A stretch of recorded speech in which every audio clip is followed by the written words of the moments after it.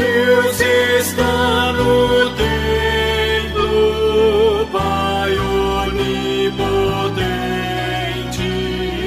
a seus pés nos humilhamos, servos consagrados, reverentemente ao Deus Santo adoramos. Por favor, com amor, espiritualmente, Deus está no templo,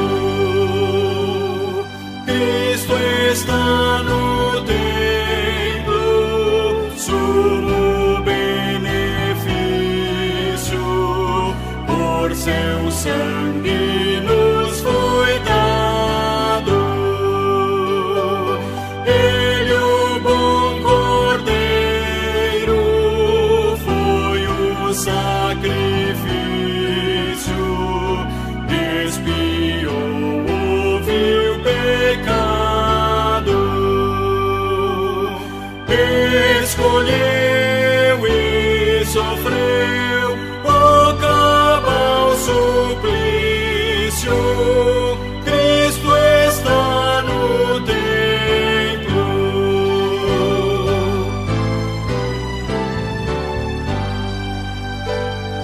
Tu que estás no templo, preceptor divino, e os corações habitas, tu paciente mestre, dá-nos teu ensino, aclarando as leis benditas. Dê prazer conhecer a graça infinita. Sim, estás no templo. Amém.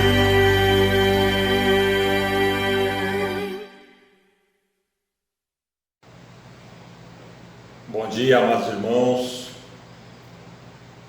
Continuando estudando a revista Expressão, a Bíblia que Jesus ensinava. Hoje veremos a lição de número 7, que tem por título Os Gêneros Literários do Antigo Testamento, parte 1. Vamos ler o texto básico da lição, que se encontra em Neemias 8, de 1 a 12. Diz assim: Neemias 8: E chegado o 7º mês, e estando os filhos de Israel nas suas cidades, todo o povo se ajuntou como um só homem na praça, diante da porta das águas. E disseram a Esdras, o escriba, que trouxesse o livro da lei de Moisés, que o Senhor tinha ordenado a Israel. E Esdras, o sacerdote, trouxe a lei perante a congregação, tanto de homens como de mulheres, e todos os que podiam ouvir com entendimento, no primeiro dia do 7º mês. E leu no livro diante da praça, que está diante da porta das águas, desde a alva até o meio-dia, perante homens e mulheres, e os que podiam entender. E os ouvidos de todo o povo estavam atentos ao livro da lei. E Esdras, o escriba, estava sobre um púlpito de madeira que fizeram para aquele fim, e estava em pé junto a ele, à sua mão direita, Matitias, Sema, Anaías, Urias, Ilquias e Maséias, e a sua mão esquerda, Pedaías, Misael, Melquias, Rassum, Rasbadana, Zacarias e Mesulão. E Esdras abriu o livro perante a vista de todo o povo, porque estava acima de todo o povo, e abrindo-o ele, todo o povo se pôs em pé.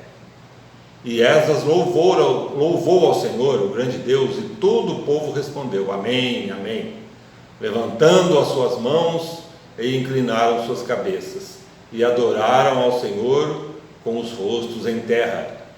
E Jesuá, Bani, Serebias, Jamim, Acube, Sabetai, Odias, Maséias, Quelita, Azarias, Josabade, Hanã, Pelaías e os levitas ensinavam o povo na lei, e o povo estava no seu lugar.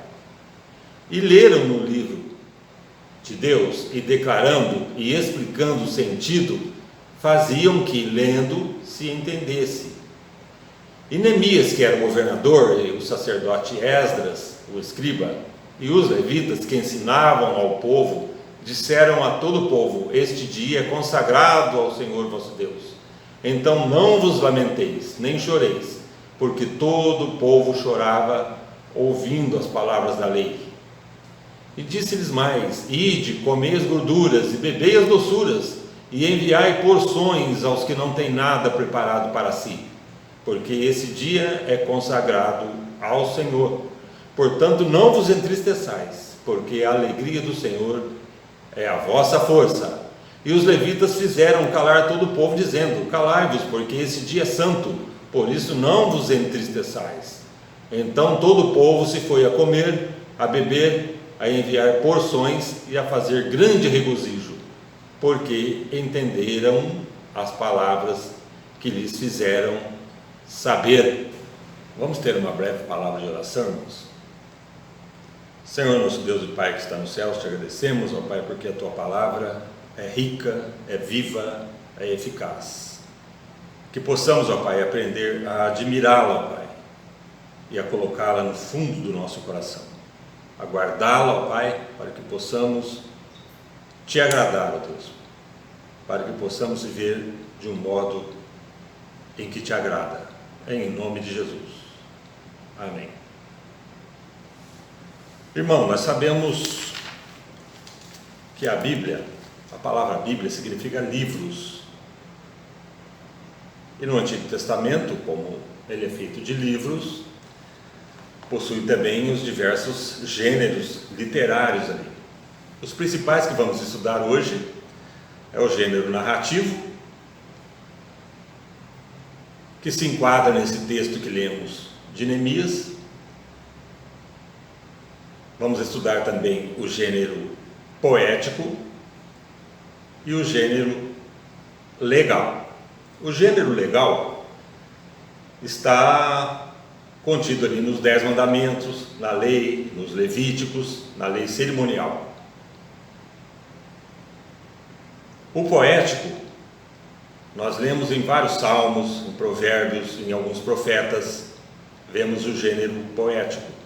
E o gênero narrativo, que lemos no salmo, nesse texto de Neemias 8. Nós vemos que o povo, quando voltou do exílio, Neemias reconstruiu os muros, Esdras veio também como escriba, o povo estava sedento da palavra de Deus.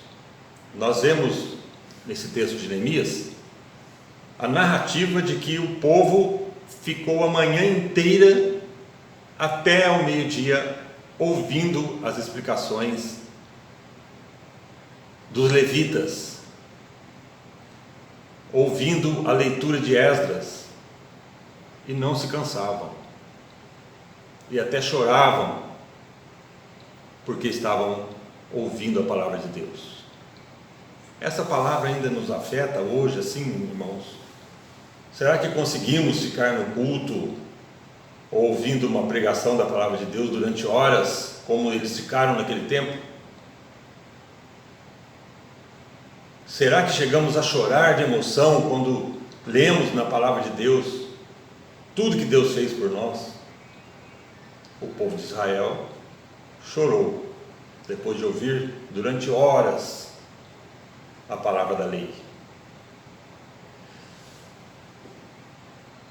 Como literatura poética, nós temos vários exemplos. Por exemplo, no Salmo 19. Salmo 19 diz assim: os céus proclamam a glória de Deus, e o firmamento anuncia as obras das suas mãos. Nesse texto aqui, de literatura poética, nós temos uma divisão sinonímico, quando a ideia da primeira linha é repetida na segunda com palavras diferentes. Na primeira linha, os céus proclamam a glória de Deus. Na segunda linha, e o firmamento anuncia as obras das suas mãos. Então, uma literatura muito rica, do tipo poética. Temos também, no campo ainda poético, a literatura antitética, quando a ideia da primeira linha é contrastada na segunda linha. Um exemplo, no Salmo 1, verso 6, o Senhor conhece o caminho dos justos, mas o caminho dos ímpios perecerá. Há um contraste aí, então é chamado de antitético esse tipo de literatura. E tem também uma outra subdivisão na literatura poética ainda, que é o sintético, que ocorre quando a segunda linha da poesia complementa a ideia da primeira, enriquecendo o seu sentido, como está lá em Salmo 7, versículo 1: Senhor Deus meu, em ti me refugio, salva-me de todos os que me perseguem e livra-me.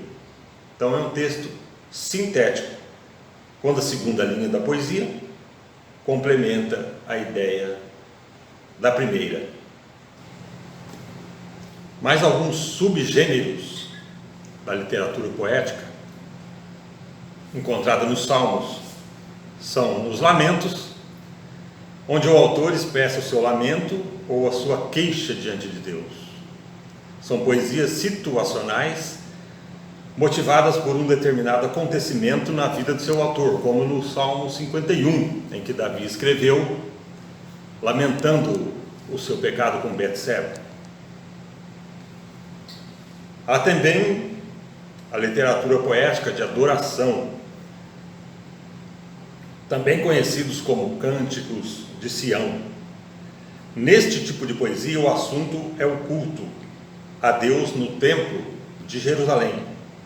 O objetivo do autor desse tipo de poesia é despertar o desejo pela adoração e expressar o deleite em sua participação. Temos também, ainda nos poéticos, ações de graças. A razão para o louvor a Deus se encontra no recebimento de determinada dádiva na vida pessoal ou comunitária. Amo o Senhor porque Ele ouve a minha voz e as minhas súplicas, porque inclinou para mim os seus ouvidos. Está lá no Salmos 116, 1 e 2, Salmo de ação de graças.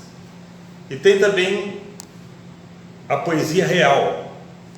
São os salmos que falam do rei messiânico de Israel. Apresentam orações em favor do rei e possuem como motivos o reinado, a nação, a aliança de Deus com Davi e com Israel, a glória de Jerusalém e a vinda do Messias. Um dos mais conhecidos salmos reais é o Salmo de número 2. Por último, irmãos, a literatura legal. Diferente do que ocorre com a literatura poética, a literatura legal no Antigo Testamento se concentra numa única seção, nos 5 primeiros livros de Moisés, o Pentateuco. A lei de Moisés se tornou uma espécie de cláusula pétrea de modo de vida de Israel, ainda que posteriormente qualquer modificação nas leis da nação deveria se fundamentar na lei de Moisés. Ao longo de todo o Pentateuco, vários trechos recebem enorme destaque por seu conteúdo legal. Os 10 mandamentos, que está lá em Êxodo 20, de 1 a 17, também Deuteronômio 5, de 6 a 21. O Código do Pacto, que está em Êxodo 20, 22 a 23. As leis deuteronômicas, que está em Deuteronômio, nos capítulos de 12 ao 26. E o código de santidade, que está lá em Levítico 17 a 24. A maioria das leis do Antigo Testamento foi escrita de acordo com a forma casuística. Uma lei casuística descreve um caso específico, diferenciando de casos semelhantes e especificando as suas consequências. Se dois brigarem, ferindo um ao outro com pedra ou com um punho, e o ferido não morrer, mas cair de cama, se ele tornar a levantar-se e andar para fora, apoiado ao seu bordão, então será absolvido aquele que o feriu. Somente lhe pagará o tempo que perdeu e o fará curar-se totalmente. Está lá em Êxodo 21, 18 e 19. Esse é um código de santidade. Também é possível encontrar leis escritas na forma apodídica, que afirmam de modo incondicional e categórico a diferença entre o bem e o mal. São leis de caráter absoluto que não dependem de condições ou circunstâncias. Não existe aquilo que chamamos de cada caso é um caso. Os 10 mandamentos, por exemplo, que está em Êxodo 20, de 1 a 17, se enquadram nessa categoria. Então, irmãos, além da literatura poética e além da literatura legal, temos a narrativa, como explicitamos no texto de Neemias do início.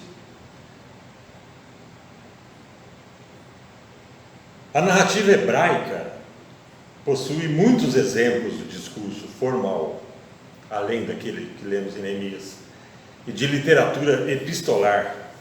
Tem 2 Reis 5, 5 e 6. Também encontramos listas de nomes conhecidos como as genealogias, que têm o propósito de afirmar a providência de Deus, preservando e sustentando o seu povo ao longo da história. E vemos nas genealogias como Deus dá importância a cada pessoa, a cada um de nós, citando os nomes por nome, nome do pai, nome do avô, como Deus dá importância para a nossa pessoa, para cada um daqueles que fazem parte do seu reino. A narrativa possui grande valor como querigma. Não temos ali apenas informações históricas sobre um povo. O que encontramos na narrativa hebraica é a proclamação da bondade de Deus, levando adiante a sua aliança da graça, cumprindo a sua palavra, mesmo em face do logro e do pecado humano, para que a promessa do Evangelho em Gênesis 3,15 seja plenamente cumprida em Jesus Cristo. O Antigo Testamento é a narrativa de como nada nem ninguém impedirá o nascimento do descendente da mulher, que é Jesus, aquele que esmagará a cabeça da serpente e trará a redenção de todas as coisas. Concluindo, irmãos, a lição, nessa primeira lição a respeito dos gêneros literários, podemos aprender acerca da poesia, das leis e da narrativa presentes nos livros do Antigo Testamento. Na poesia hebraica somos edificados por meio da multiplicidade de emoções humanas ali apresentadas. Nos Salmos encontramos, como disse Calvino, uma verdadeira anatomia de todas as partes de nossa alma. Podemos nos identificar facilmente com as lutas, os anseios e as alegrias dos salmistas. Também podemos ver como o povo de Israel cantou a respeito do Messias vindouro, como a sua esperança se fundamentava em Jesus. As leis nos mostram a vontade do Senhor para todas as áreas de nossa vida, mostrando-nos que não existe separação entre sagrado e profano, mas que toda a nossa vida é sagrada. As narrativas aquecem o nosso coração por nos mostrarem o Deus providente que leva adiante o seu plano, que sustenta a sua aliança conosco. Amém, irmãos? Um bom domingo a todos. Que Deus nos permita nos encontrarmos logo mais no culto à noite. Uma boa semana a todos.